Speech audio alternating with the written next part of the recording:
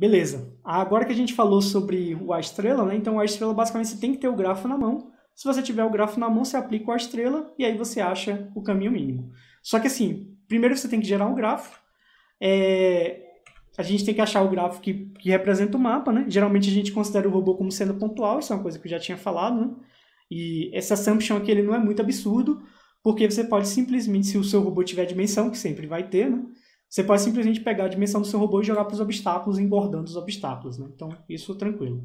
E a gente costuma também adicionar uma margem de segurança a mais no obstáculo para acomodar erros de execução do caminho, né? Porque assim, se a gente tem o nosso robô aqui com uma certa dimensão, né? E a gente considera que o obstáculo, ele vai passar aqui rente ao obstáculo, aqui não ficou muito rente, né? Mas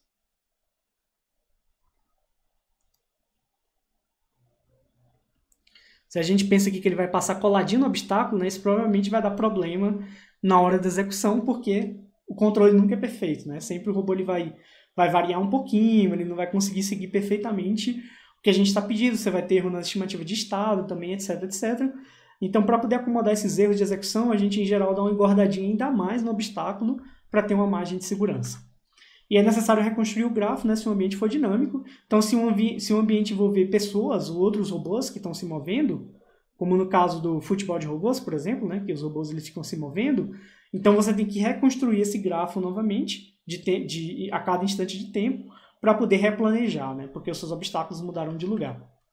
E aí a forma mais simples de você representar o seu mapa no formato de grafo, mais clássica, é utilizando o que a gente chama de grid de ocupação, que é essa ideia aqui de pegar e fazer um grid aqui discretizando todo o nosso mapa, né?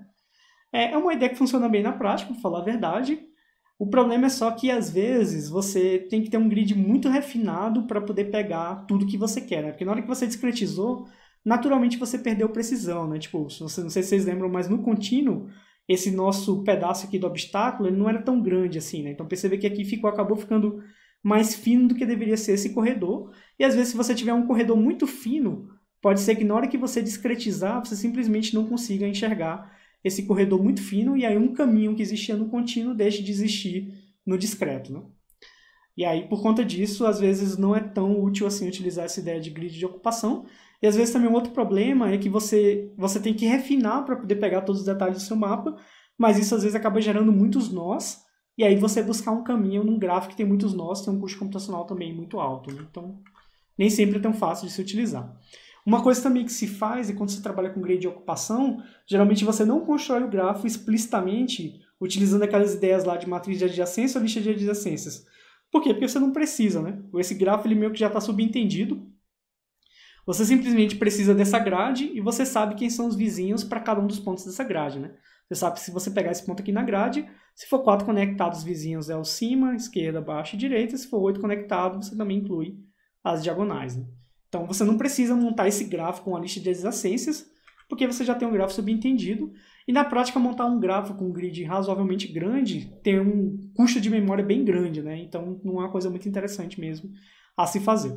E a resolução do grid acaba sendo um trade-off entre precisão e custo computacional, né? Quanto mais refinado for, mais preciso vai ser o seu caminho, mais próximo do ótimo ele vai ser em relação ao caminho contínuo, mas também você vai ter um custo computacional maior para poder fazer essa busca. E se você utilizar o 8 conectado também, é muito comum a gente utilizar um fator de raiz de 2 para o custo do movimento em diagonal, né? Isso aí dá para entender, né? Se você tem aqui o 8 conectado, e aí você tem o movimento aqui indo para a direita, né? Se isso aqui tem um certo custo C, o custo do movimento em diagonal a gente geralmente coloca C vezes raiz de 2, né? Porque, enfim, é a diagonal aqui do quadrado. E uma coisa interessante também de ocupação é que você pode colocar custo do terreno. Por exemplo, você pode... Isso aqui se faz muito em jogos eletrônicos, tá? Então você pode colocar um custo para andar na água maior do que andar num terreno plano, né? Então, muito usado aqui em jogos. Quando você tem um personagem lá que ele está procurando um caminho, né? Ele pode considerar um caminho passando por um rio, por exemplo, só que quando ele estiver andando no rio, ele vai andar mais lento. Então ele prefere não andar no rio, ele prefere andar em terra, então se ele achar um caminho completamente em terra que não seja tão maior assim, ele vai acabar dando preferência a ele, porque o custo de cada um dos movimentos dentro d'água vai ser maior do que o custo no terreno realmente sem água, terreno plano, né? Em robótica é comum considerar custo maior em células próximas a obstáculos também, né? Então é muito comum você, dado um certo obstáculo, você definir uma região aqui em torno desse obstáculo que é possível passar por ela, mas você desincentiva o robô a passar por ela, aumentando o custo artificialmente aqui ao redor do obstáculo, tá? Porque a ideia é, se você for obrigado a passar, por exemplo, digamos que você tem um corredor, né? Se você tiver um corredor, aí aqui nesse corredor você vai ter um custo maior, porque está próximo aqui de 2 obstáculos, só que às vezes não tem o que fazer, você tem que passar pelo corredor, não tem o que fazer, né? Então o robô ele vai passar pelo corredor, porque não tem o que fazer aqui nesse caso, mas assim que ele puder não ficar colando nos obstáculos, ele vai evitar ficar colando nos obstáculos. Isso a gente faz com que o robô ele tente gerar um caminho mais seguro assim sempre que possível. E devido à discretização, a solução ela vai ser naturalmente subótima, nunca vai ser tão boa quanto a solução contínua, obviamente. Também é possível usar resolução variável no grid, tá? Isso é uma coisa mais avançada, mas também pode ser feito. Você pode refinar só onde precisa e onde não precisa você deixa bem não refinado. E tem uma generalização para grid de ocupação que a gente chama de cell decomposition, que é a ideia de você definir a célula da forma como você quiser. Você pode simplesmente olhar para o seu mapa e tentar definir nós do grafo, pegando certas regiões do mapa da forma como você quiser, tá? Outra coisa também é que o algoritmo ele não é completo, isso pode ser um pouco difícil de entender, porque ele pode falhar devido à resolução do grid, né? Isso está ligado com aquilo que eu já tinha falado anteriormente, em que às vezes você pode ter um corredor bem fino, e aí devido à resolução que você utilizou para o seu grid, pode ser que esse corredor ele não seja pego nessa resolução, e aí apareça que simplesmente aqui é uma célula totalmente ocupada, né? Sendo que, na verdade, no espaço contínuo tinha sim um caminho passando aqui por essa posição. Beleza, e aí você também pode considerar a rotação, só que isso aumenta uma dimensão no espaço de estados, né? Isso quer dizer que, em vez de a gente considerar, por exemplo, só XY, XYZ, a gente teria que considerar XY e psi, né? Ou XYZ e psi, né? Então, você teria uma dimensão a mais. Isso, se você for pensar em número de estados discretos, né? Aumentar uma dimensão a mais não é simplesmente você aumentar um pouquinho mais o custo computacional, né? Você tem que pensar que você vai aumentar muito a quantidade, né? Dar uma explosão combinatória em relação à quantidade de dimensões. Então, pode ser um problema muito grande, tá? Você considerar a rotação. Então, é muito comum a gente fazer essas buscas em grid simplesmente considerando só XY ou XYZ. E aí, por exemplo, a orientação você faz com que o robô ele fique seguindo sempre a orientação definida pelo caminho, que é considerando essa sequência de estados XY, XYZ.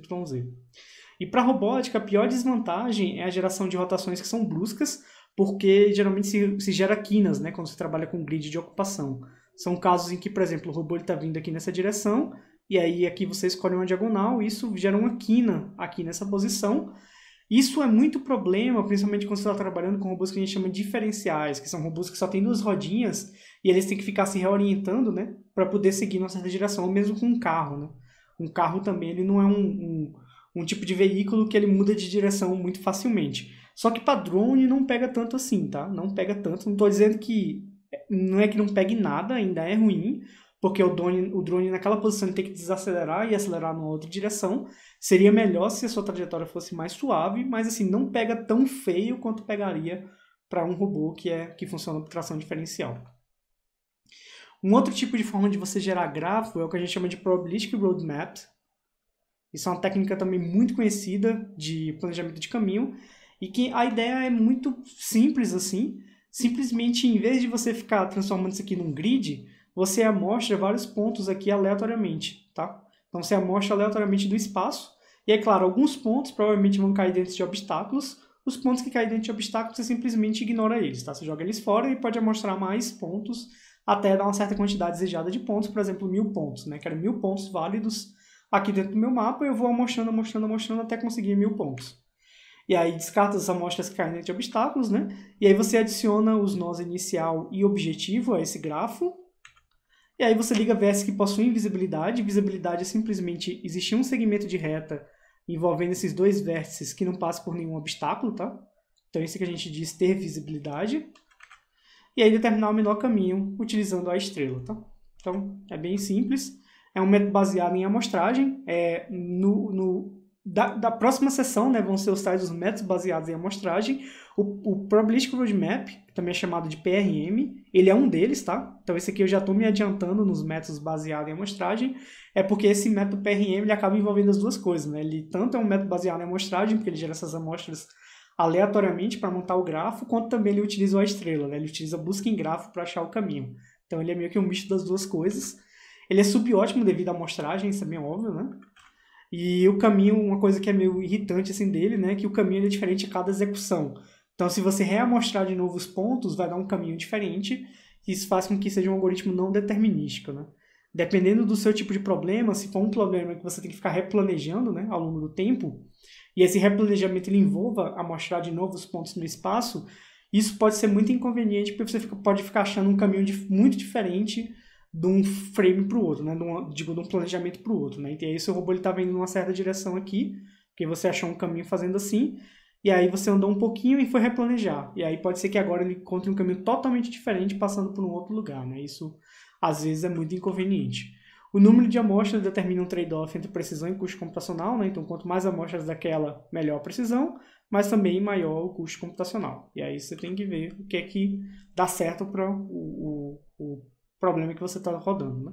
O roadmap, que é o grafo, né, ele é caro de construir, então é muito comum também a gente fazer isso offline, né? É muito comum, em vez de a gente ficar, toda vez que a gente vai planejar, a gente ficar gerando um novo mapa, é muito comum você gerar esse mapa com um monte de ponto offline, e aí depois você fica só utilizando os pontos para poder fazer uma busca ali no momento, tá? Porque o caro aqui do PRM é principalmente gerar esse roadmap. Rodar o estrela para achar o caminho não é a parte mais, não é o gargalo, né? Não é a parte com maior custo. E a gente também costuma limitar o número de arestas. Por exemplo, quando a gente tem um certo vértice, né? Eu falei lá que a gente vê a visibilidade com todos os outros vértices. Só que às vezes tem um custo acaba ficando um grafo, né, muito denso, e aí você tem um custo computacional muito alto para poder buscar nesse grafo e até para poder construir esse grafo. Então, uma coisa muito comum é simplesmente você pegar só os K vizinhos mais próximos e ligar só com esses K mais próximos. Existe também um outro equivalente, que em vez de você pegar os K vizinhos mais próximos, você pega uma bola em torno desse vértice, e aí você diz, sei lá, uma bola de raio de 2 metros e liga só todo mundo que está dentro do raio de 2 metros, tá? Então, existem esses truquezinhos para poder deixar o PRM mais funcional na prática. E o PRM, embora ele pareça assim muito simples, né, ter essa ideia de amostragem às vezes incomoda, né, porque fica uma coisa, parece meio, assim, você está usando aleatoriedade para resolver um problema que dá para a gente resolver, teoricamente assim, não envolve estocasticidade, né, você está utilizando a amostragem meio que artificialmente só para te ajudar a resolver o problema, porque você não está sabendo resolver um problema muito difícil. Mas apesar disso, ele funciona muito bem na prática, tá? É um algoritmo que já foi utilizado em várias aplicações práticas e existem evoluções do PRM, né? Como, por exemplo, PRM estrela e tipo, outros tipos de algoritmos que são métodos baseados em amostragem. Isso é uma área que ainda está muito ativa em pesquisa de planejamento de caminho até hoje em dia. Mas o PRM, que é uma técnica mais antiga, assim, mais clássica, ele já foi muito utilizado na prática também, tá? Então, realmente é um algoritmo que funciona, dependendo da sua aplicação, é interessante. Ele também não é completo, então, às vezes existe um caminho no problema contínuo que ele pode não existir no problema depois da amostragem porque a gente não escolheu boas amostras, né? Simplesmente na aleatoriedade lá não saíram boas amostras e aí você não conseguiu achar o caminho para poder chegar no seu objetivo. Uma outra forma de construir o grafo a partir do mapa, que também é muito popular, é o que a gente chama de grafo de visibilidade. A ideia é simplesmente você pegar os vértices dos obstáculos como vértices do grafo, que é o que está mostrado aqui nessa figura, né? E aí você considera isso aqui sendo os vértices do grafo, né? E liga os vértices que têm visibilidade. A mesma ideia lá, né? Pega um segmento de reta que liga os dois. Se não passar por nenhum obstáculo de que tem visibilidade, então aquela aresta ali existe. Incluo os nós inicial e final, ligo todo mundo que tem visibilidade, incluindo o inicial e o final, né? E aí eu determino o caminho mínimo utilizando a estrela. O grafo de visibilidade, dá para perceber que ele é bem ótimo, né? Ele realmente passa colado aqui nos obstáculos e ele é ótimo mesmo, assim, se você pensar simplesmente em custo de caminho, tá? Então, se o agente ele conseguir mudar bruscamente de direção, ele realmente encontra a solução ótima, utilizando o grafo de visibilidade. Só que perceba que ele gera uma esquina aqui sinistra, né? Por causa dessa ideia de passar aqui no vértice do obstáculo. Então, ele gera umas quinas que, de novo, né? O robô ele tem uma aceleração limitada. Então, essa história aqui de mudar de direção bruscamente, na verdade, nunca é verdade, tá? Mesmo um drone, que ele é aproximadamente omnidirecional, né? Ele consegue ir em qualquer direção. a gente sabe que ele precisa primeiro desacelerar para poder mudar para outra direção, né? E isso não tem toda uma dinâmica, ele tem que mudar a orientação dele, existe a dinâmica lá da mudança de orientação, etc. E isso não é instantâneo, né? Isso demora um certo tempo.